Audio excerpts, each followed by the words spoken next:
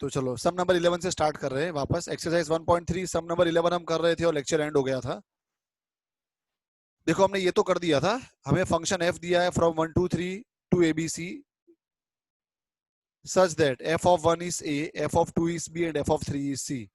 सबसे पहले बोला है find f inverse, f inverse find करने को बोला है। ओके, तो हम सपोज करते हैं कि भाई जो एफ का इनवर्स है वो जी है। ओके, तो अगर एफ ऑफ 1 ए होगा तो जी ऑफ ए 1 हो जाएगा, because G is inverse of F. अगर एफ ऑफ 2 बी है तो जी ऑफ बी 2 हो जाएगा, because G is inverse of F. और एफ ऑफ 3 अगर सी दिया है तो G of C will be equal to 3 हो जाएगा, because G is inverse of F. तो जी का डोमेन क्या हो जाएगा, मैंने तुमको बोला था अगर function f from 1 2 3 to A B C है, तो अगर हम फंक्शन एफ का इनवर्स फाइंड करेंगे तो किसी भी फंक्शन का जब इनवर्स होगा तो क्या होगा, domain will become codomain and codomain will become domain. तो देखो फंक्शन एफ का जो डोमेन था 1 2 3, वो फंक्शन जी का क्या बन गया, कोडोमेन। और फंक्शन एफ का जो कोडोमेन था वो फंक्शन जी का क्या बन गया, डोमेन। यस और नो? Yes sir. ओके। अब वेरिफिकेशन, अब वेरिफिकेशन करना है हमें। क्या वेरीफाई करना है कि भाई ये जो जी है वो इनवर्स है या नहीं। तो कैसे करेंगे हम, वही जो दो चीज अपने फाइंड करते हैं, एफ ओ जी का आंसर वाई आना चाहिए और जी ओ एफ का आंसर एक्स आना चाहिए। तो चलो एफ ओ जी का मतलब एफ ऑफ जी एक्स। अब जी एक्स में क्या आएगा, जी ऑफ ए आएगा, जी ऑफ बी आएगा और जी ऑफ सी आएगा। जी ऑफ ए 1 है, ये रहा ऊपर। जी ऑफ बी 2 है और जी ऑफ सी 3 है। तो जी ऑफ ए की जगह 1 लिख दिया, जी ऑफ बी की जगह 2 लिख दिया, जी ऑफ सी की जगह 3 लिख दिया। एफ ऑफ 1 ए है, एफ ऑफ बी 2 है और एफ ऑफ 3 सी है। तो एफ ओ जी का आंसर ए बी सी आया। ए बी सी क्या है अपने फंक्शन एफ का डोमेन, इसको अपने एक्स बोल सकते हैं डोमेन को, और को डोमेन को वाई बोल सकते हैं। तो एफ ओ जी का आंसर 1 2 3 आ गया, मतलब एक्स आ गया। एक मिनट, ये रहा एफ ओ जी का आंसर एबीसी आया, सॉरी एबीसी आया, मतलब क्या आ गया, वाई आ गया। तो f o g is y, हमने प्रूव कर दिया f o g is y. Okay, अब जी ओ एफ ढूंढते हैं। जी ओ एफ का मतलब g of f of 1, f of 2 and f of 3। F of 1 a है, एफ ऑफ 2 बी है और एफ ऑफ 3 सी है। G of a will be 1, ji of b will be 2, g of C will be 3। तो जी o f का answer 1 2 3 आया। 1 2 3 का मतलब domain, यानी कि एक्स। तो जी ओ एफ का आंसर एक्स आ गया। तो एफ ओ जी का आंसर वाई आ गया, जी ओ एफ का आंसर एक्स आ गया। मतलब अब प्रूव हो गया कि f is invertible and f inverse is g. Okay, तो क्वेश्चन में पहले तो क्या बोला था हमें, फाइंड एफ इनवर्स, तो वो तो हमने ढूंढ लिया। और क्या बोला है, also prove that inverse of F is F.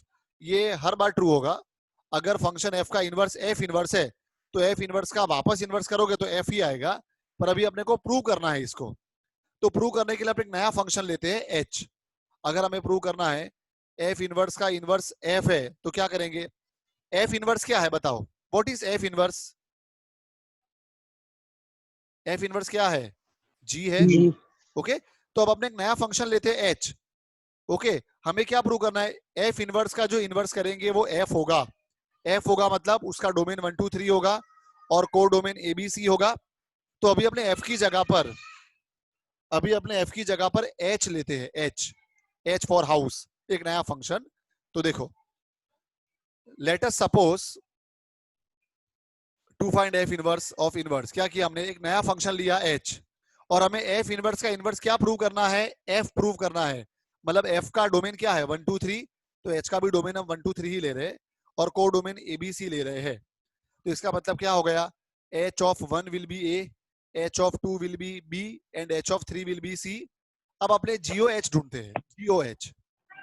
तो G of H 1, ji of H 2 and G of H 3। अब एच ऑफ 1 ए है, ए आ गया, एच ऑफ 2 की जगह बी आ गया, एच ऑफ 3 की जगह सी आ गया। जी ऑफ ए 1 है, जी ऑफ बी 2 है और जी ऑफ सी 3 है। तो जी ओ एच का आंसर 1 2 3 आ गया। मतलब जी ओ एच का आंसर क्या आ गया, आई एक्स आ गया, डोमेन आ गया 1 2 3। अब एच जी का इनवर्स है या नहीं, हमने जीओ एच तो ढूंढ लिया, लेकिन जो एच है वो जी का इनवर्स है या नहीं, वो चेक करने के लिए हमें क्या करना पड़ेगा, अगेन वेरिफिकेशन करना पड़ेगा, एच ओ जी और जीओ एच। तो चलो एच ओ जी करते हैं। एच ओ जी का मतलब H of G A, G B and G C, G of A 1 है, जी ऑफ बी 2 है और जी ऑफ सी 3 है। एच ऑफ 1 का आंसर ए आ गया, एच ऑफ 2 का बी आ गया, एच ऑफ 3 का सी आ गया, ए बी सी आ गया मतलब वाई आ गया। तो देखो जीओ एच का आंसर एक्स आ गया, एच ओ जी का आंसर वाई आ गया। तो 1 और 2 से हमने क्या प्रूव कर दिया? H is inverse of G. H किसका इनवर्स है? जी का। देखो H is inverse of G. अब जी की जगह क्या लिख सकते हैं अपने, बताओ? खाली जी की जगह क्या लिख सकते हैं? एफ इनवर्स लिख सकते हैं, एफ इनवर्स। और ऊपर इनवर्स तो है ही, इक्वल टू एच। तो F inverse of inverse equal to H आ गया। अब मैंने एच की जगह एफ लिख दिया। क्यों मैंने एच की जगह एफ लिखा? जरा देखो हमने एच किसको सपोज किया है? एफ को। एफ को ही तो किया है इनडायरेक्टली। ओके, तो इसे प्रूव हो गया F inverse of inverse is F itself. Okay. अब सम नंबर 13, 12 को मैंने स्किप करा है, 12 कोई काम का नहीं है, मीनिंगलेस सम है।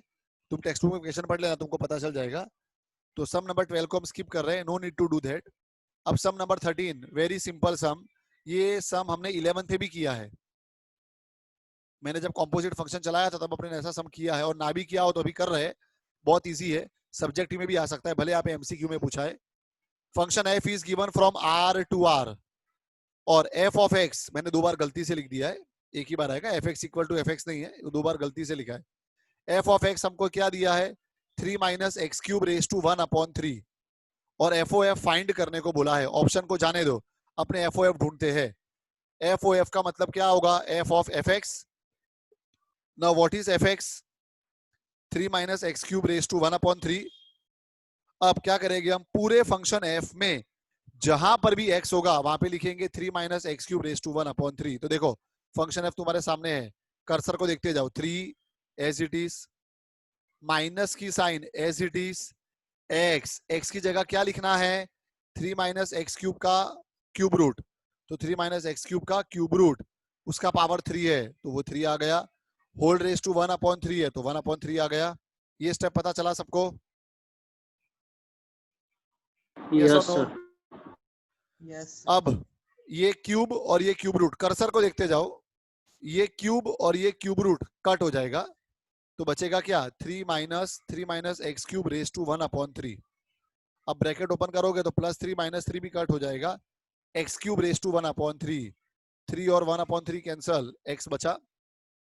एफ ओ एफ का आंसर एक्स आ गया, जो अपने ऑप्शन से मैच हो रहा है, ऑप्शन सी से मैच हो रहा है। लेकिन किसी भी फंक्शन का आंसर अगर एक्स है तो उसको अपने आइडेंटिटी फंक्शन बोल सकते हैं, यस और नो? तो मैंने आइडेंटिटी का आई लिख दिया। Yes sir. ओके, और नीचे एक्स क्यों लिखा है? क्योंकि एफ ओ एफ का डोमेन भी एक्स ही होगा ना। एक्स का मतलब क्या? यही आर।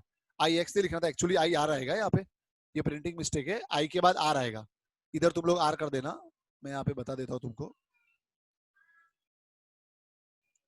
ये लिखने में गलती हुई है। इधर क्या आएगा? F O F equal to I, और एक्स नहीं लिखना है, आई के बाद नीचे उसका डोमेन लिखा जाता है। डोमेन क्या होगा? आर होगा, तो नीचे आर लिखना है। मैं तो ऊपर ही लिख रहा हूँ, इसमें नीचे नहीं होगा, पर आई आर आएगा। अंडरस्टूड? और ये यस आर, सर। ये जो नीचे, ये जो आर अपने नीचे लिखेंगे, एक्स की जगह पे आर लिखेंगे, वो आर क्या बता रहा है? आर बता रहा है फंक्शन एफ का डोमेन। एफ ओ एफ का डोमेन भी आर ही होगा। Okay, real number. Now next. Sir हाँ बोलो ना। सर 11th वाला सर करवाओ ना सर, लेट थोड़े ज्वाइन होंगे, मैक्स टीडब्ल्यू का चल रहा है सर। हाँ अब आप लास्ट में ले लेता हूँ मैं, 1 minute. Sum number 14, sum number 14, function F is given to us R minus -4/3, ये डोमेन है, और आर उसका को डोमेन है। एफ एक्स अपने को दिया है 4x/3x + 4। एक्स की वैल्यू हम -4/3 नहीं ले सकते, इसके लिए डोमेन में से हटा दिए। -4/3 लेने पे अपना डिनोमिनेटर 0 हो जाएगा और फंक्शन अनडिफाइंड हो जाएगा। और इनवर्स ऑफ एफ फाइंड करने को बोला है। तो देखो अब ये 4 ऑप्शन को देखो, अभी एमसीक्यू में है, 4 ऑप्शन को देखो, किसी भी ऑप्शन में डज नॉट एग्जिस्ट लिखा है? हाँ के ना तो बोलो यार। No sir. नहीं लिखा है, नो मतलब सर इसका इनवर्स एग्जिस्ट हो ही रहा है। बाकी नॉर्मली जब इनवर्स फाइंड करने को बोला हो तो अपने पहले क्या करते हैं? चेक करते हैं फंक्शन 1 है कि नहीं और ऑन 2 है कि नहीं, वो बताना पड़ेगा, उसके बाद इनवर्स ढूंढते हैं। पर एमसीक्यू में चारों ऑप्शन में कहीं पर भी डज नॉट एग्जिस्ट नहीं दिया, मतलब पक्का इसका इनवर्स तो एग्जिस्ट हो ही रहा है। तो सीधी वो चार अपनी जो दो स्टेप है इनवर्स की वो कर देते हैं। क्या है पहली step, let y equal to fx, okay, and second step make x subject. तो चलो x को सब्जेक्ट बनाते हैं। 3x प्लस 4 को y के साथ मल्टीप्लाई कर दिया तो 3xy plus 4y equal to 4x। अब x को अकेला करना है, प्लस 3xy को राइट साइड पे ले जाओ तो 4y equal to 4x minus 3xy, right side में से x कॉमन निकलेगा 4 minus 3y, 4 minus 3y denominator में आ जाएगा तो x अकेला हो गया और जो x की वैल्यू है वही f इनवर्स होता है। f inverse equal to g of y equal to क्या आएगा 4y अपॉन 4 माइनस 3y, जो अपना ऑप्शन बी है। अंडरस्टूड? Yes sir. यहाँ पर ना ही हमने वेरिफिकेशन करा। अगर ये सम सब्जेक्ट में होता एमसीक्यू की जगह पे तो क्या करते हम, सीधा इनवर्स वाला स्टेप नहीं करते, इसके ऊपर क्या काम करते हम, पहले 1 1 और ऑन 2 प्रूव करते, बराबर है। और इसके नीचे क्या काम करते हम, इसके नीचे क्या काम करते हम, FOG और GO। Verification. Very good. FOG equal to y और GOF इक्वल टू x, ये भी हम वेरीफाई करते, तब जाके पूरा सम खत्म होता, बराबर। पर एमसीक्यू था तो सीधा इनवर्स करके रख दिया क्योंकि ऑप्शन में कहीं पर भी डज नॉट एग्जिस्ट तो दिया ही नहीं है। चलो इसमें कोई भी doubt? No sir. So with this we have completed 3 topics of this chapter. The very first topic was based on relation to check whether given relation was reflexive, symmetric or transitive, and the relation which is all in one, all rounder, is called equivalence relation. Then second topic was based on function to check whether given function is 1 1 or not and on 2 or not.